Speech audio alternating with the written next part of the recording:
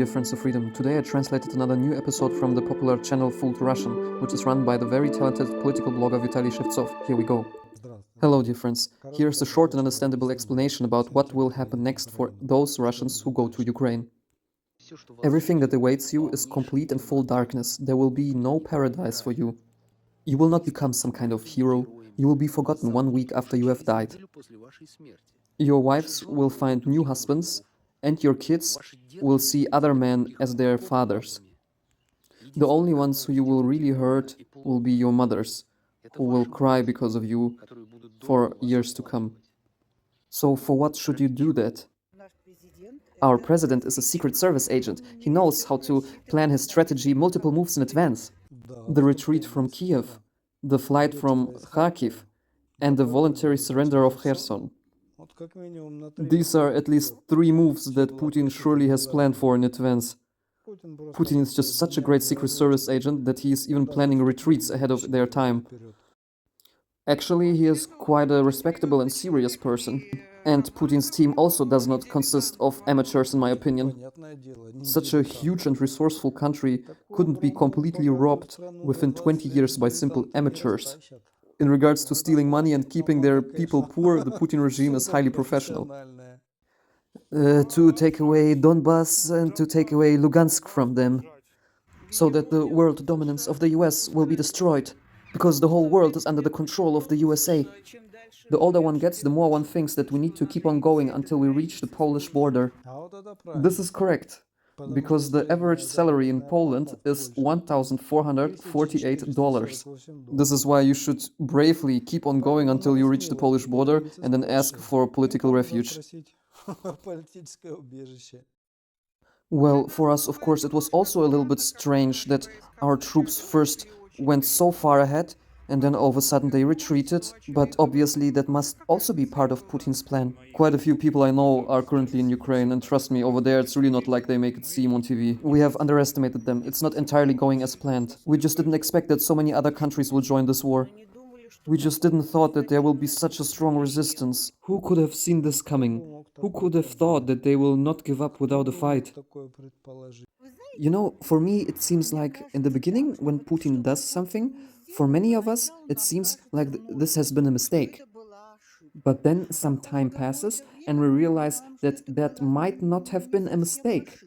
And then some more time passes and then we realize that hasn't been a mistake at all.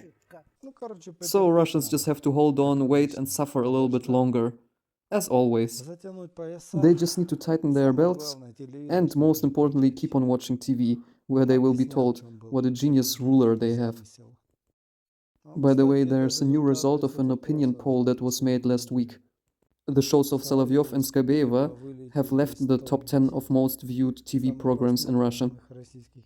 If this social poll is trustworthy, it really shows that people start to become tired of propaganda. We do not understand when these dark times will end. No one will lift the sanctions after a year, this is completely clear. But what worries me most are not the sanctions. What worries me most is the state of the Russian society. And this is a question that does not concern sanctions. The question is, when will people understand what truly is happening? So far, they just ignorantly keep their eyes closed and don't see anything. So far, they believe that if the Kremlin has decided to do this, it had to be right, because they have a better outlook on things and because they understand the situation much better than we do. As long as the Russian society will remain like this, they will not only have economical problems. The problem will be that they are not able to adequately link the cause and effect of this problem. You haven't yet understood what is happening right now. I will explain it to you right now, without any kind of emotional elements. Ukraine, with the help of their Western allies, sees the entire Russian army from above. Ukraine can see every location where Russian troops are concentrated, and Ukrainians are using HIMARS against Russians for multiple weeks. They target the headquarters, they target the ammunition storages, and they target the barracks. And afterwards, throughout just a couple of days, they are able to liberate huge amounts of territory. And they will keep on doing this until the entire Ukrainian territory is liberated. and Russia just cannot do anything about it. Well, apart from targeting civilian objects and residential buildings. But even the strikes on thermal power stations aren't able to solve the Russian problems on the front line. So, what is it that the Russian army is actually fighting for? Dear Russians, please just think about it and ask yourselves, what is the reason why your people have to keep on dying? So that your beloved Putin can keep on robbing Russia? It's so that Putin can keep on stealing from Russia. It's so that Putin's friends are able to continue to rob Russia.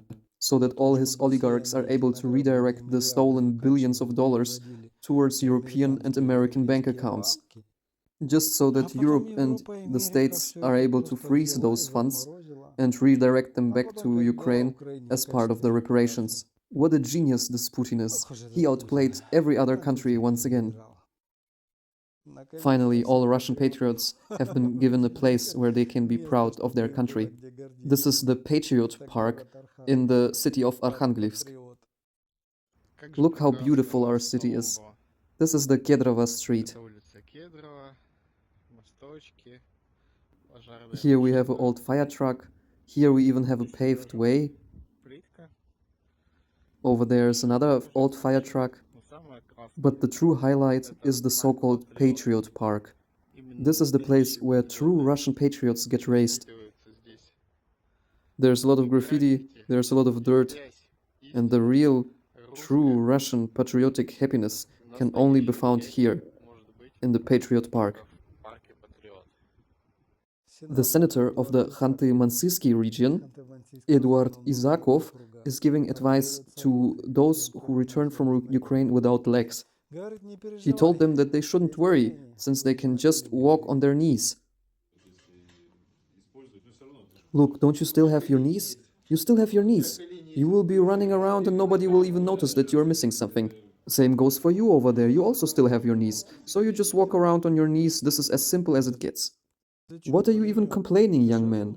Aren't you a Russian? Walking on your knees is as simple as it gets. When the knee joints are missing, it is of course a little more difficult, but nevertheless, for this nowadays there are electronic prostheses with which you are able to walk around and people don't even notice that you don't have legs anymore. The senator has mentioned electronic leg replacements, but for some reason he has not mentioned where to order them and with what money to pay them. This is why you guys really shouldn't worry at all.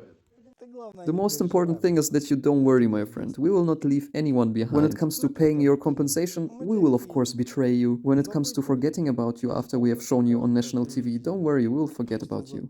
But leaving you behind? No. Don't forget, Russians never leave their own people behind.